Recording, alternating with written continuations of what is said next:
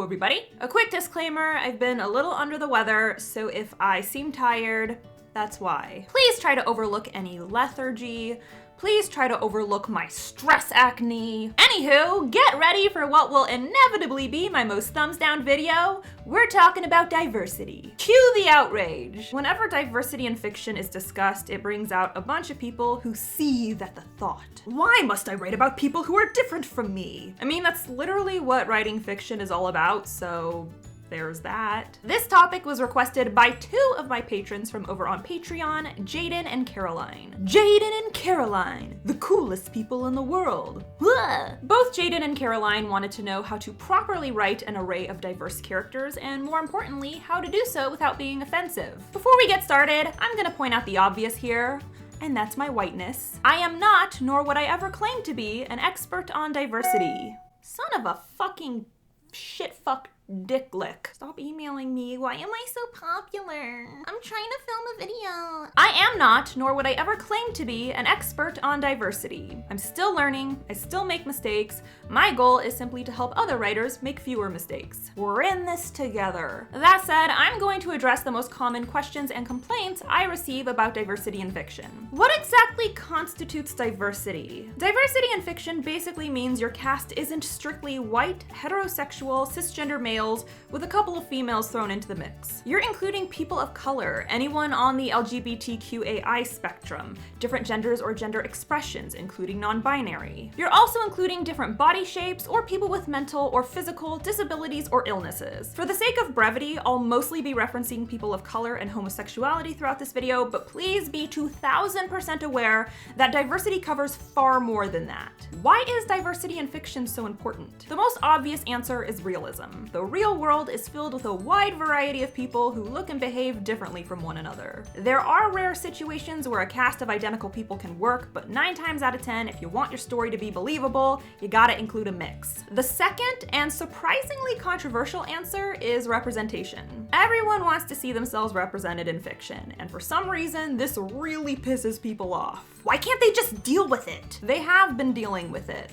forever. And if you don't notice the lack of diversity, it's probably because you're already well represented or you're conditioned to it. Everyone in your audience wants their own character to relate to, and as a writer who cares about their audience, that's something to be excited about. That's not something to condemn. How do I show the character's race or ethnicity to the reader? The most obvious answer is via the physical description. Describe every character's hair color and texture, eye color, body type, and skin color at an absolute minimum. You gotta describe white people's skin color too, because white is not a default race. That said, if your story takes place in the real world as opposed to a fantasy world, you can also state your character's ethnicity. Keep in mind, stating the ethnicity does not replace the physical description. It's just an additive. How do I write in diversity without being offensive? The easiest way to do this is to write your characters as real human beings. Your character is more than just Korean. They are more than just bisexual. These are traits, not their identity. Build a full, realized person. Don't go with stereotypes,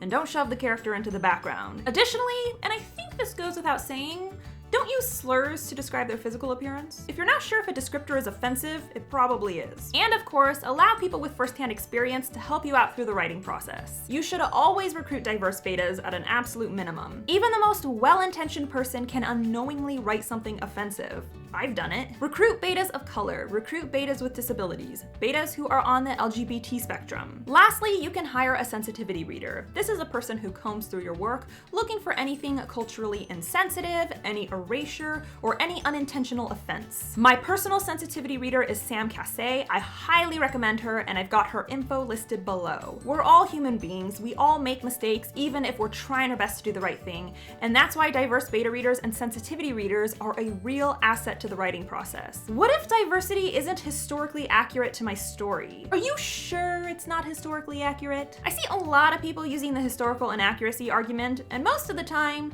they're wrong. They didn't do any legitimate research regarding the racial groups or racial relations of the country or era they're writing about. They just relied on general assumptions, which are often incorrect, because erasure is a thing. So before you use this excuse, do the research. If Shakespeare can feature people of color, you probably can too. I don't write diverse fiction, but it's not my fault. I live in an all-white straight town. First of all, your town might be white, but it is not straight. There are gay folks aplenty around you, they just don't feel comfortable letting you know. Second, what does the town you live in have anything to do with your book? Do you think your reader is gonna read the story, see all the white people, and then think, oh, you know what?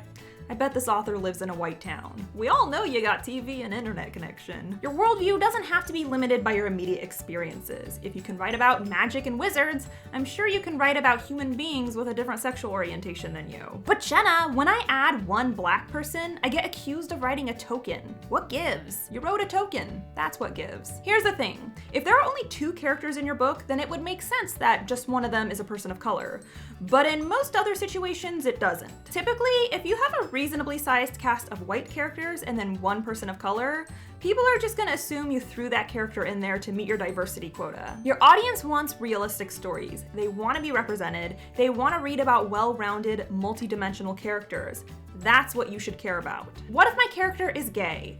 Am I just supposed to announce it? Sexuality is like any other characteristic. You mention it when it's relevant. If it's not, you don't. I have a few characters in TSC whose sexualities are never mentioned because they just don't get that much page time. But I also have a bunch of characters whose sexualities are made very clear because just like in the real world, romantic relationships are relevant a lot. People talk about dating. They talk about love. They talk about sex. I talk about Cliff all the time. You're telling me your character Zach is never gonna bring up his boyfriend? What I'm saying is, you can't Dumbledore your way out of this one. Your character shouldn't walk into a room and say, hello, how are you? Also, I am a homosexual. But there are a bunch of seamless ways it could be brought up. And I know some people say you should only add diversity if there's a reason for it. But people don't need a reason to have brown skin or to be attracted to the same sex. The reason is they were born that way. People are just people. They don't have to justify their existence. But Jenna, it's just not believable to include 6 gay people in a book. I don't know if you know this, but people like to hang out with other people they have things in common with. Because of this, lots of gay people hang out with other gay people. So yeah, it's completely believable for there to be 6 gay people in your book, just like it's believable for there to be 6 black people or 6 people with disabilities. People connect with other people who get them. I'm so sick of everyone demanding diversity. Can't I just write the characters I want to write? I think the real question is, why do you only want to write straight white people? Creative writers don't think about meeting a diversity quota in order to pacify the masses.